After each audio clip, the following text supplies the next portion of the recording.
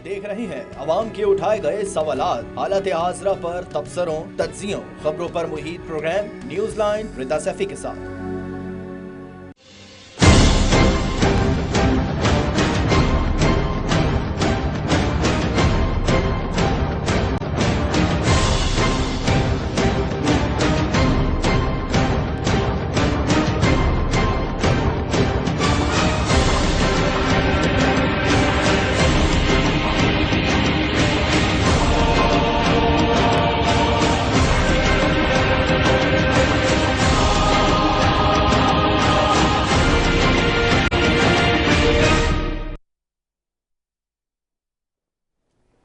अस्सलाम वालेकुम, मैं हूँ रिदा सैफी। पाकिस्तान में 2018 से लेकर अब तक 6 साल में 8 वज़राए ख़जाना मुल्की मईशत की बेहतरी की कोशिश कर चुके हैं, मगर मर्ज बढ़ता गया जूं जूं दवा की। मोहम्मद औरंगज़ेब हालिया सालों के 9वें वज़ीर ख़जाना हैं। ये सारे लोग काबिलियत के लिहाज से एक से बढ़कर एक है कहा जाता है, लेकिन इनमें से कोई भी एक नहीं चल सका, बल्कि इनमें से कुछ तो ऐसे भी है कि उन्हें IMF के कहने पर निकाल दिया गया, और यकीनन ऐसे भी हैं जिनको IMF के कहने पर लाया गया।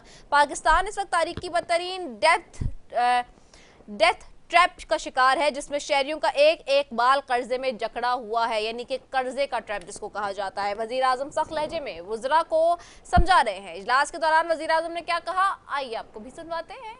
लेकिन for the sake of just to protect an entity for perks and privileges, this was thing of the past, not today. It will not happen, it will not happen and it must not happen.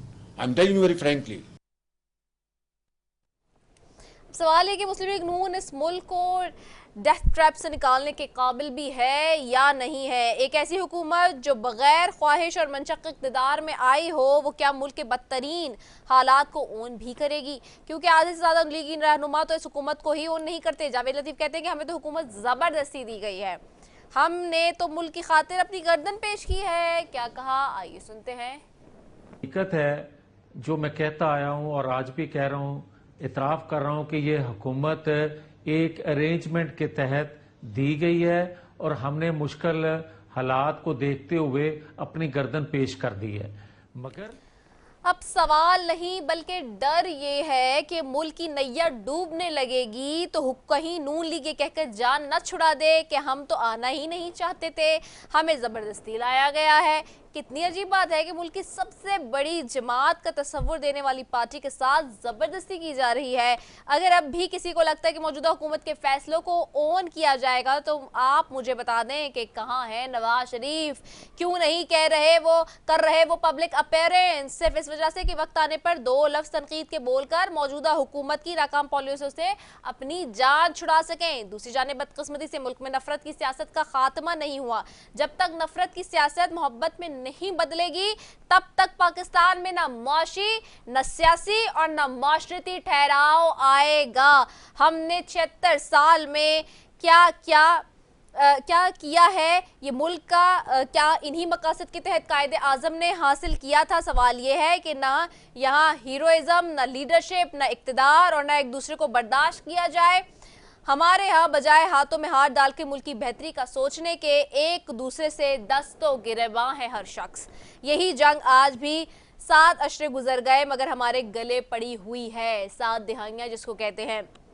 कल assembly के इजलास में भी यही हुआ। असद कैसर और ख्वाजा आसिफ एक दूसरे को शर्म व हया के ताने देते हुए नजर आए। सुन ले क्या अलकबात से पुकारा। एहतजाज किया, आज उठ के जो है पाक साफ बन के कह रहे हैं कि मैंने ये किया और मैंने वो किया। को खुदा का खौफ करो, कोई शर्म करो। फरिश्ते बैठे, शर्म की बात है कि इस पार्लियामेंट में भी इस वक्त सेंसरशिप है। इस पार्लियामेंट में इस वक्त सेंसरशिप है। पार्लियामेंट जो है ना सिर्फ एक डिबेटिंग सोसाइटी बन गई है और न इस पार्लियामेंट की कोई इज्जत रही है। ये रिवायत कब रुकेगी? कहते हैं कि ना जब बगदाद पर हमला हुआ था तब वहां के लोग अपने मुल्क को बचाने की हिकमत अमली बनाने के बजाय इस बात पर लड़ रहे थे कि दाढ़ी कितनी रखनी चाहिए और रोज़ा किस टाइम पर दाढ़ी कितनी रखनी चाहिए, रोज़ा किस टाइम पे खुलना चाहिए। दूसरी जानिब मखसूस नशिस्तों से मुतालिक फुल कोर्ट इजलास में मुशावरत मुकम्मल हो गई और इस अहम केस का फैसला कल बरोज़ जुम्मा सुनाए जाने का इम्कान है।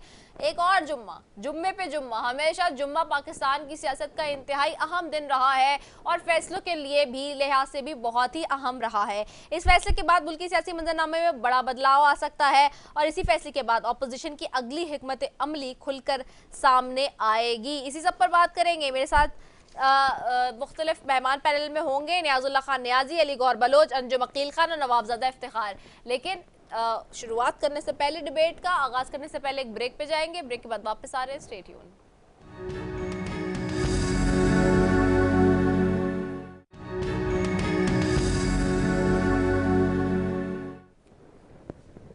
वेलकम बैक नाज़रीन। और ब्रेक पे जाने से पहले जी बात हो रही थी तमाम मामलात पे बात करने के लिए जी जाएंगे। सबसे पहले अंजुम अकील खान साहब मेरे साथ मौजूद हैं, MNA मुस्लिम लीग नून से।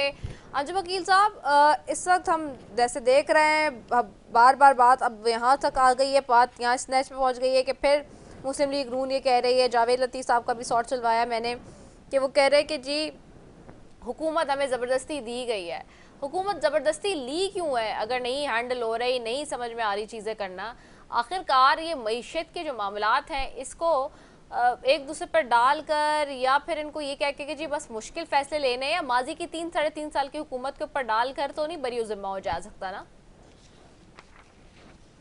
जी देखें जी, जावेद लतीफ़ अपना एक वर्षन है, अपना सोच है। हमने इलेक्शन लड़ा है, इलेक्शन के बाद हमने सीटें जीती हैं, जीत के आज हमने हुकूमत बनाई है, पंजाब में बनाई है, यहाँ कल में बनाई है।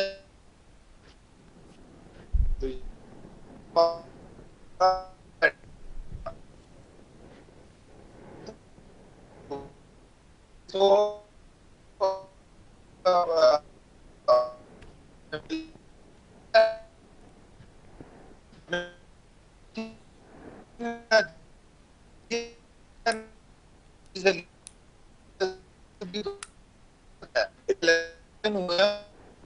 आवाज़ मुझे बिल्कुल समझ में नहीं आ रही है। अंजुम साहब, आपकी आवाज़ बिल्कुल भी समझ नहीं आ रही हमें। मैं नियाजुल्लाह खान नियाजी साहब की तरफ जाती हूँ। नियाजुल्लाह खान नियाजी साहब, आपको आवाज़ आ रही है मेरी?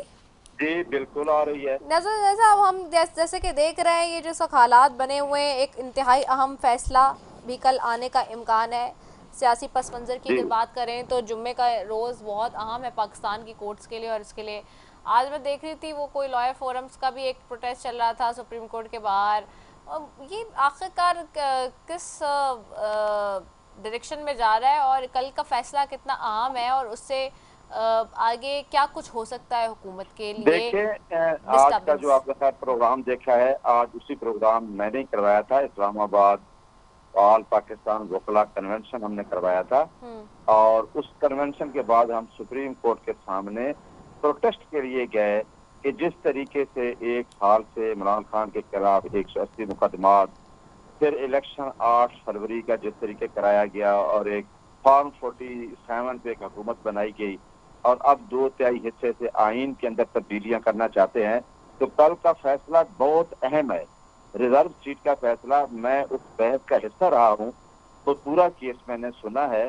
जजेस ने जो रिमार्क्स दिए हैं वो आइन के मुताबिक जजेस ने ये कहा कि प्रोपोर्शनल सीट एक पार्टी का हक है। ये देख लें कि इसका जो राइट है इस पार्टी का सुन्नीत है, किसी दूसरी पार्टी को नहीं जा सकता। इसमें तो मेरा ख्याल है कि सारे जज जो हैं वो आइन को इंटरप्रेट करते हुए ये बता रहे थे कि कोई ऐसी क्लाज नहीं है आइन की कि वो किसी प्रोपोर्शनल सीट एक पार्टी की दूसरी पार्टी को दे दे। और दूसरा क्वेश्चन है कि ये पार्टी को वापस मिलनी सुन्नी इत्तेहाद को या तहरीक इंसाफ को। एक क्वेश्चन ये भी आया कि Tehreek Insaf as a party, जिसमें चीफ जस्टिस ने खुद भी कहा कि पार्टी तो टिल टुडे इनलिस्टेड है, उस पार्टी का अपना राइट भी है, बेशक उसे बल्ले का निशान लिया गया है। तो मुझे अल्लाह से उम्मीद है कि आइन के मुताबिक ये सीटें प्रोपोर्शनेट हमारे इस पाकिस्तान तहरीक इंसाफ सुन्नी इत्तेहाद को मिलेगी और उनसे भी वापस होंगी और प्रोपोर्शनेट जिस पार्टी का हक है उनको मिलेगी। मुझे तो जुम्मे के दिन में आइन को देखते हुए, कानून को देखते हुए और सुप्रीम कोर्ट के जजेस ने जो आइन और कानून से हलफ लिया हुआ है, जो उनके मैंने वहाँ रिमार्क्स सुने, मुझे उम्मीद है कि इंशाअल्लाह फैसला यही होगा कि ये सीटें सुन्नी इत्तेहाद को मिलेंगी, उनसे वापस होंगी और प्रोपोर्शनेट के मुताबिक जो तहरीक इंसाफ के जजेस ने यह भी कहा कि हर और लोगों ने, कितने लोगों ने इस फॉर्म के ऊपर भी पाकिस्तान तहरीक इंसाफ लिखा और डिक्लेरेशन भी दी। तो ईसीपी कौन हो सकता है कि लोगों को कहे कि आप इंडिपेंडेंट हैं? तो मुझे तो मैडम इंशाल्लाह उम्मीद है कि ये जो सीटें हैं पाकिस्तान तहरीक इंसाफ को मिलेंगी। अच्छा, ये मिलने के बाद मुझे ये बताएं कि आप बेहतर तरीके से बता सकते हैं क्या जो है नंबर गेम में डिफरेंस आ जाएगा और हुकूमत के लिए कितनी मुश्किलात का सामना होगा? देखें जो वो मेजॉरिटी लेके बैठे हैं, जो 226 या 27 थी, वो कहते हैं कि हमारी मेजॉरिटी होगी और हम आईनी तरमीम, क्योंकि आईनी तरमीम मेजॉरिटी से होनी है, 2/3 मेजॉरिटी से, तो उनको ये है कि हम एक तो मैं देखे कि एक तो गवर्नमेंट खुद 47 की गवर्नमेंट है, फिर ऊपर ये जो सीटें छीन के, बल्ला छीन के, फिर सीटें छीन के लेके बैठे हैं। ये जो आईनी तरमीम करने जा रहे थे, जो हमें भी पता है, उस आईनी तरमीम, ये उस तरह की तरमीम नहीं कर सकेंगे आईन में जो ये मनपसंद तरमीम करना चाहते हैं। तो ये सीटें अगर उनको नहीं मिलती, पाकिस्तान तहरीक इंसाफ को बेशक नहीं मिलती, अगर उनसे ये वापस होती हैं तो ये 2/3 मेजॉरिटी नहीं होगी। जो उनकी ख्वाहिश है वो ख्वाहिश ही रह जाएगी। वो 2/3 मेजॉरिटी ना होने से वो आइन में कोई तरमीम नहीं कर सकते। इसका जो जवाब है ये ठीक हो गया है। अंजुम अकील साहब, आपको आवाज आ रही है अब? अंजुम अकील साहब, आ रही है जी। अंजुम साहब, आप अपनी बात मुकम्मल कर लें। मैं ये कह रहा था, अभी तो न्याजी साहब ने जो कहा है, भाई हमारे कि हमारे सीनियर वकील भी हैं। देखें, एक पार्टी की पहली बात ये है कि कोई असेंबली में सीट ही कोई नहीं, तो जब सीट नहीं है तो उसको सीटें कैसे मिलेंगी? अब ये बात कर रहे हैं सुन्नी इत्तेहाद पे, ये इनकी अपनी गलती है कि सुन्नी इत्तेहाद ऐसी पार्टी में गए हैं जिसकी अपनी कोई सीट ही नहीं। और फिर ये भी आप देख रहे हैं कि आइन में लिखा है कि जब कोई इलेक्शन होता है तो आज़ाद उम्मीदवार जो है 3 दिन के अंदर अंदर कोई दूसरी पार्टी में शमूलियत करते हैं। तो वे 3 दिन में क्यों नहीं शमूलियत कर सके, ये भी इनकी नाअहली है। तो अब जो सुप्रीम कोर्ट फैसला करेगी वो आइन के मुताबिक फैसला करेगी। आइन क्या कहता है, मैं अभी क्योंकि फैसला कर जाएगा, लेकिन मेरे ख्याल में ये सीटें पीटीआई को तो नहीं मिलेंगी। लेकिन साथ साथ ये भी है कि कोरम का मसला है। पार्लियामेंट के अंदर 342 मेंबर्स का कोरम है, तो मुकम्मल होना है। तो उसके ये सीटें दूसरी पार्टियों को, लीग यूनियन को और बाकी को मिलेंगी ताकि कोरम पूरा हो और असम्बली अपने 5 साल मुकम्मल कर सके। बाकी इस वक्त आप देख लें कि दुनिया पूरी जो पाकिस्तान से नाराज थी, आज फिर वो पाकिस्तान के साथ चलने के लिए तैयार हैं। लेकिन यहाँ पर जो सियासी अदम इस्तेकाम एक पार्टी की वजह से है कि वो पार्टी मुल्क को चलने नहीं देनी। हर दौर में उनके मुल्क में अदम इस्तेकाम रहा है और आज अल्लाह ताला ने मेहरबानी की है, दिन रात वज़ीर आज़म पाकिस्तान शहबाज शरीफ की मेहनत से कि एक दफ़ा फिर दुनिया हमारी तरफ अट्रैक्ट कर रही है। आज फिर सऊदी अरब हमारे साथ चलने के लिए तैयार है। आज फिर चाइना, जिसको इन्होंने नाराज कर दिया था, जिसने कई $बिलियन यहाँ इन्वेस्ट किए थे, वो हमारे साथ फिर दोबारा चलने के लिए तैयार है। इसी तरह हमारे साथ UAE चलने के लिए तैयार है। इसी तरह आपका रशिया और ईरान चलने के लिए तैयार है। अल्लाह ताला ने एक फिर हमें मौका दिया है। हम तो ये कहते हैं, जो भी पाकिस्तान से मोहब्बत करने वाले लोग हैं, देखें 2018 में हमारे साथ भी ज्यादती हुई, हमें भी जबरन बाहर रखा गया। तो फिर हमने क्या हरकतें की जो पीटीआई ने आज कर रही है? क्या हमने उससे पहले 2013 से 18 तक हमने ऐसी बातें की कि सारा 4 के 4 साल हमने लोगों को गालियां दी और मुल्क के लिए कुछ नहीं किया? हमने 2013 में जब हुकूमत हासिल की, वो आपके सामने है कि मुल्क अंधेरों में था, 24 घंटे लोड शेडिंग होती थी।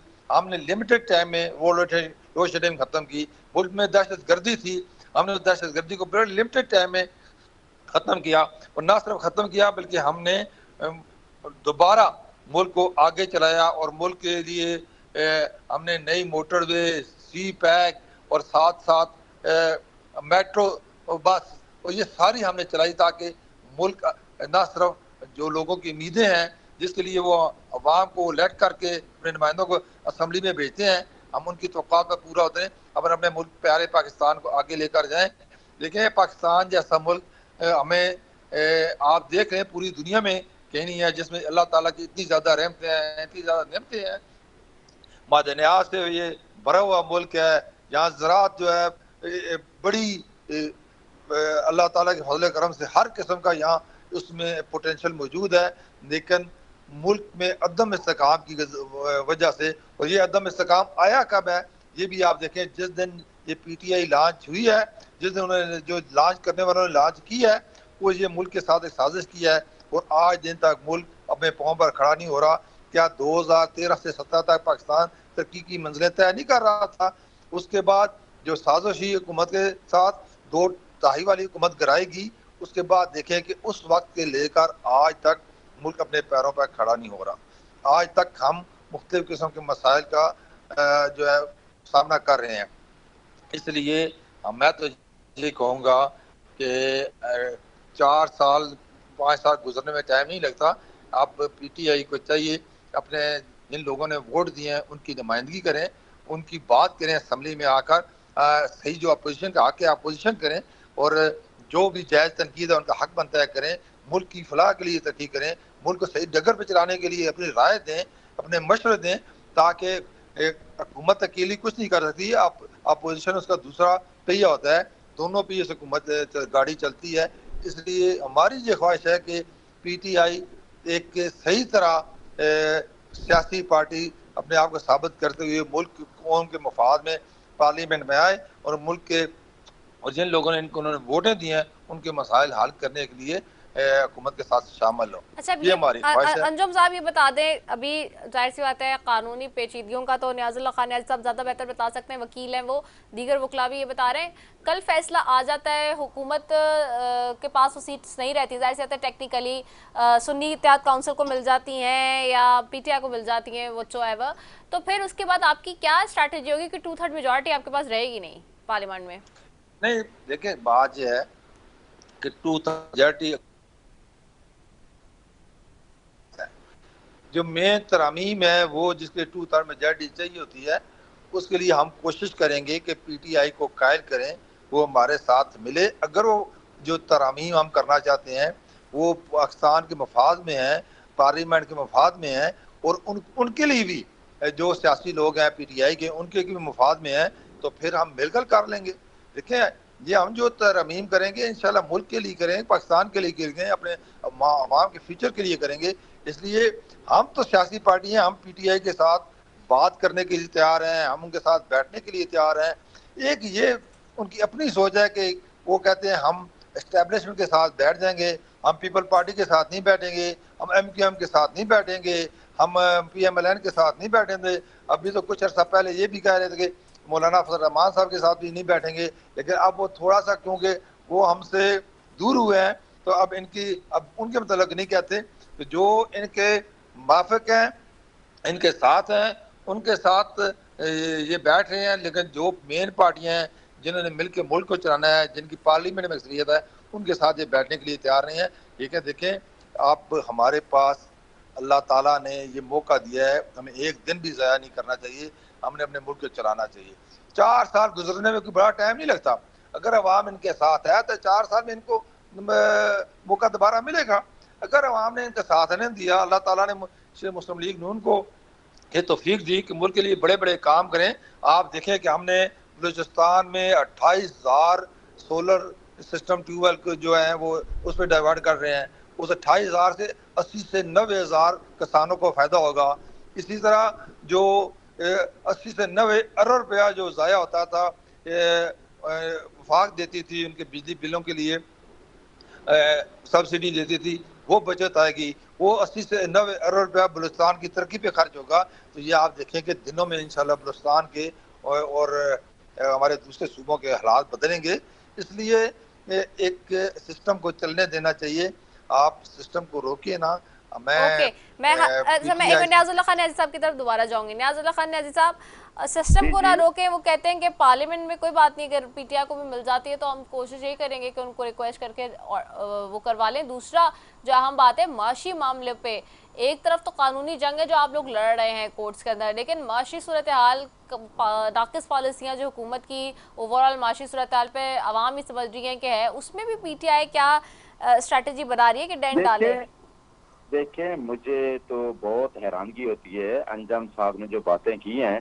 मुझे सबसे बड़ी हैरानगी इस बात पे है कि इस मुल्क में आईन में सबसे जो बड़े स्टेक होल्डर है रियासत का, वो अवाम है। अगर अवाम ने मैंडेट नहीं दिया और उस मैंडेट के बगैर आप कहते हैं कि जी हुकूमत में बैठ के हम हुकूमत को चलाने लगे हैं, जब आपकी हुकूमत का कांग्रेस ने भी रेजोल्यूशन पास कर दी है कि ये फ्रॉड इलेक्शन है, अब यूनाइटेड नेशन ने भी कह दिया है कि ये इलेक्शन किस तरह हुआ है, पूरी रिपोर्ट्स आ चुकी हैं कि आपकी 17 सीटें MQM की, इस्लामाबाद की सीट और आपकी पूरे पाकिस्तान, पंजाब में अभी तक मेरी जो चीफ जस्टिस साहब से लड़ाई इस बात पे हुई कि अभी तक पंजाब के अंदर तो ट्रिब्यूनल बने ही नहीं है। आपने पंजाब के अंदर ट्रिब्यूनल ही नहीं बनने दिए कि वहां पटिशन सुनी जाए। तो कौन सी बात है कि आप कहते हैं हम मुल्क को फलाह की तरफ ले जाएंगे। आप अगर फलाह की तरफ ना लेके गए तो आप किसको जवाब दे होंगे? अवाम को तो अवाम ने तो आपको वोट नहीं दिया, अवाम को तो आप जवाब दे नहीं होंगे। आप तो जहां से भाग जाएंगे सारी चीजें लेके, तो कौन आपसे पूछेगा? हम ये कह रहे हैं और हमारा कैद भी जेल में बैठ के ये कह रहा है, जिसने कहा है कि मैं चोरी शुदा mandate, election commission of Pakistan 218 article 3 कहता है कि आपने फ्री फेयर इलेक्शन कराना है। Election commission of Pakistan her case में पार्टी बन के खड़ा है, बल्ले का केस भी वही करता है और पंजाब की सीट के जो ट्रिब्यूनल बने हैं वो भी ECP चैलेंज करता है। तो ये हुकूमत किसको जवाब दे होगी? जो फार्म 47 पे लोग बैठे हैं, अगर कल मुल्क जिस तरीके चल रहा है, अगर IMF के साथ ये वायदे करते हैं, जवाब किसको देंगे? जो हुकूमत अवाम की है ही नहीं, जिसके पास मैंडेट नहीं है, अभी 2/3 को छोड़ दें, ये कहते हैं कि हमारे साथ बैठ जाए, हम क्यों बैठ जाए इनके साथ कौन बैठेगा? जो हुकूमत को हम मान ही नहीं रहे। हमारा जो वकील साहब आपकी बातों पे मुस्कुरा रहे हैं वैसे। जेल में बैठ के ये कह रहा है, खान साहब कि भाई मैंडेट वापस करें। तो मेरा आपसे कोई NRO नहीं है, मैं किसी के साथ नहीं बैठ रहा। दूसरी बात ये है कि आप ये कहते हैं कि जी हमारी हुकूमत, आप इमरान खान की 3 साल की हुकूमत उठा के देख लें कि जितनी एक्सपोर्ट्स पॉलिसी थी इमरान खान की, पूरी हिस्ट्री में ऐसी नहीं हुई। कोरोना जैसे हालात में क्या इमरान खान ने इस मुल्क को चलाया है। इमरान खान ने जितनी पॉलिसी दी है, रिफॉर्म दी है, आपने एक चलती हुई गवर्नमेंट को एक साइफर की बुनियाद पे जिस तरीके से चेंज किया है, गवर्नमेंट चेंज की है, वो सबको पता है। और वो साइफर का केस में भी इमरान खान इकट्ठल हो चुका है। अब अगर साइफर के केस में इमरान खान इकट्ठल हो चुका है तो साबित हो गया कि इमरान खान की हुकूमत जो है, रिजीम चेंज किसने किया, क्यों किया और उसके पीछे क्या मफाद। और उसके बाद एक बात रह गई है, ये अंजम साहब कह रहे हैं कि हम उसमें अमेंडमेंट करेंगे, हमारे साथ PTI बैठ जाए। हमें पता है पिछले साल आपने PTI की हुकूमत ने क्या क्या अमेंडमेंट की। आपने नैब के कानून को अपने हक में चेंज करके रख दिया। आपकी जो इंटेंशन है अंदर बैठ के जिस तरीके से आपने अमेंडमेंट करनी है, वो कोई ढकी छुपी नहीं है अवाम से। आप अवाम की ख्वाहिशात और अवाम की सहूलत के लिए नहीं बैठे।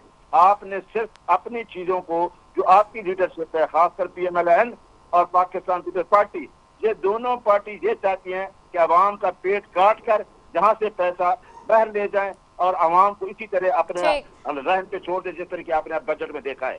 ठीक हो गया है, बहुत शुक्रिया नियाज़ुल्लाह खान नियाज़ी साहब और अंजुम अकील खान साहब, आप दोनों मौजूद में का शुक्रिया। नवाज़ादा इफ्तिखार साहब को हमने दावत दी थी, आज उन्होंने प्रोग्राम ज्वाइन नहीं किया। लेकिन यहाँ एक बात बता दूं, कॉज लिस्ट जारी हो गई है और इस वक्त आपको ये बताते चलें कि सिंध इत्तेहाद कौंसिल की मखसूस नशिस्त से मुतालिक फैसला कल सुनाया जाएगा। चीफ जस्टिस ऑफ पाकिस्तान काजी फाइज ईसा जो हैं वो मखसूस नशिस्तों का मुख्तसर हुक्मनामा कल सुनाएंगे, यानी कि कल का दिन इंतहाई अहम है पाकिस्तान की सियासत के लिए। सो इसी के साथ नाज़रीन अपनी मेज़बान रसफ़ी को दीजिए इजाज़त। पाकिस्तान जिंदाबाद।